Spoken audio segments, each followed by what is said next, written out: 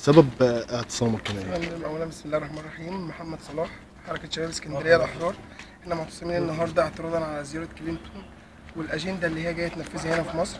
كلنا متاكدين، احنا بنسال نفسنا ليه محمد مرسي كل ده متاخر عن اعلان الوزاره ويتاخر عن اعلان رئيس الوزراء. طبعا هو مستني الاوردر اللي جاي له من امريكا عن طريق هيلاري كلينتون. هي جايه مجرد ان هي تنفذ اجنده، تنفذ مخطط امريكا عن طريق حليفها في مصر اللي هو الدكتور محمد مرسي. احنا دلوقتي بنقوم بنصب الخيام بتاعتنا عشان هنعتصم قدام القنصليه الامريكيه بالاسكندريه، اعتراضا على السياسه الامريكيه واعتراضا على السياسه الاخوانيه. احنا ما فيش اي تغيير تم.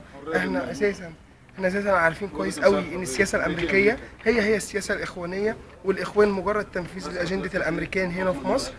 جايين هنقول مش هنمنع هنا كلينتون من دخول القنصليه لو جت. هنقول يسقط حكم المرشد، يسقط محمد مرسي، تسقط السياسه الامريكيه. السياسه الامريكيه هي السياسه الاخوانيه، يسقط حكم المرشد. شكرا.